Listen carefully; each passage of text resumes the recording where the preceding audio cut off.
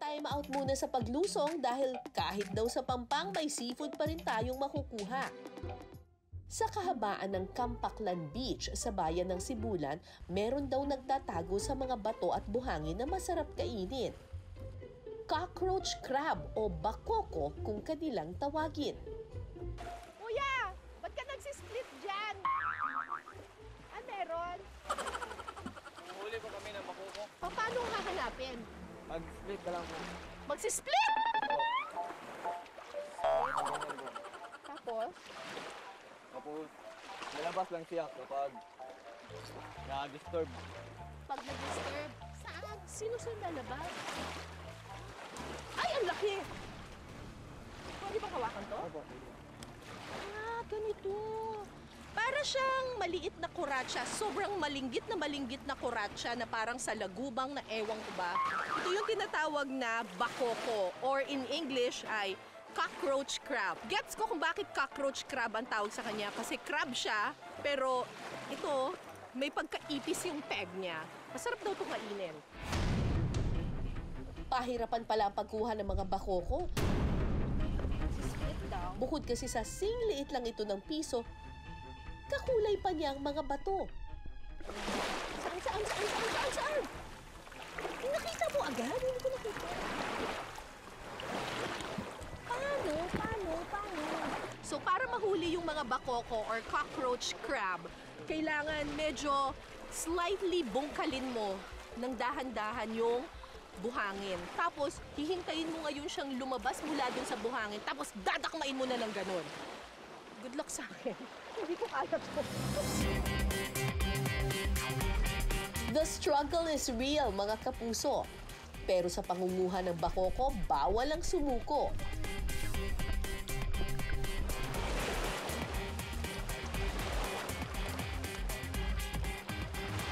Oh, ang galing! Ang hirap makuha kasi unang-una, ang bilis niyang kumilos. Tapos pangalawa, kakulay niya yung mga bato, yung buhangin. So parang talaga kailangan mabilis yung kamay mo tsaka matalas yung mata. Saan?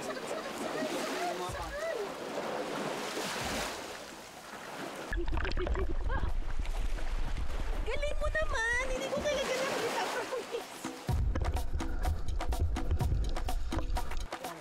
Saan? Dito? Nakatakas.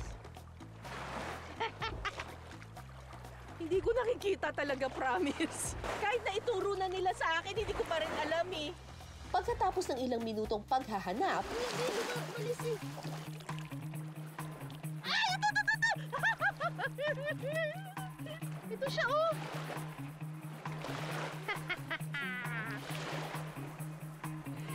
Yay! Ang hirap, ah!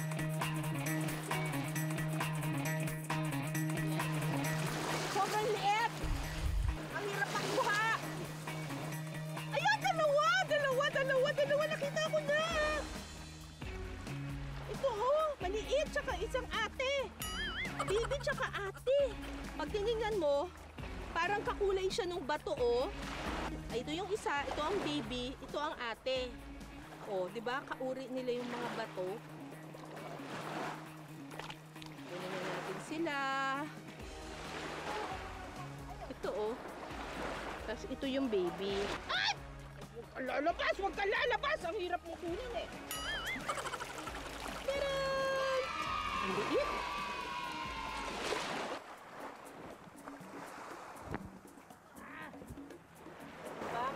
Meron ba? Laki nito! Ang laki! Laki nito! Yeah, huli ka, balbon. Wow, diba? Konti na lang sa lagubang na siya.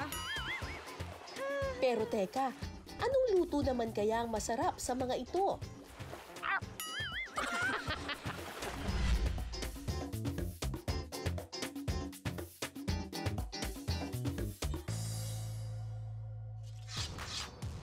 Tunawin ng butter sa kawali. Ang bakoko nga pala ay similar lang po siya sa pagluluto ng yung crab at saka hipon. Sunod ay gigisa ang bawang, sibuyas at luya. Tapos itong sili. Paghaluin na lang natin.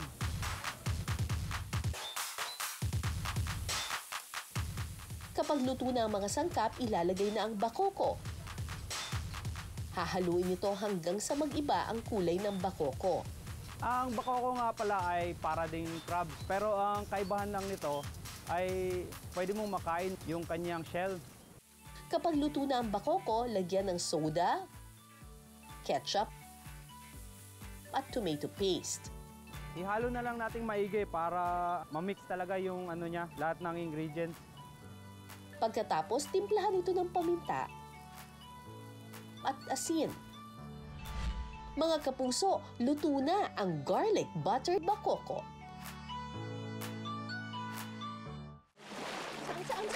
Saan? Nakita mo agad? Hindi ko nakita. Pahirapan ang paghuli ng mga bakoko. Paano?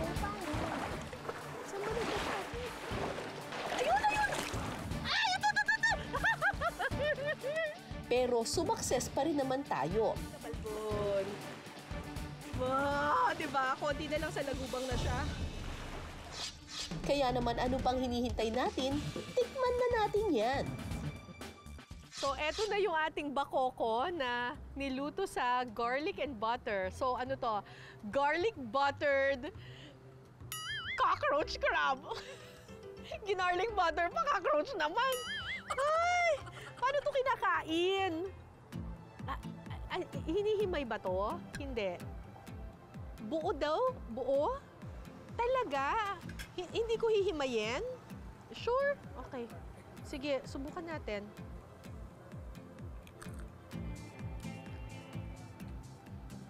May galamay eh.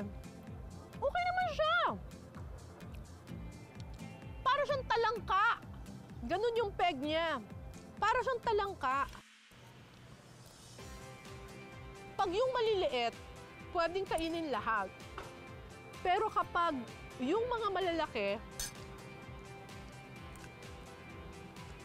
medyo sumasabit niya yung mga paa.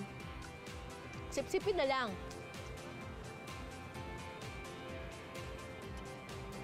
Napakahirap hulihin itong bakoko na to.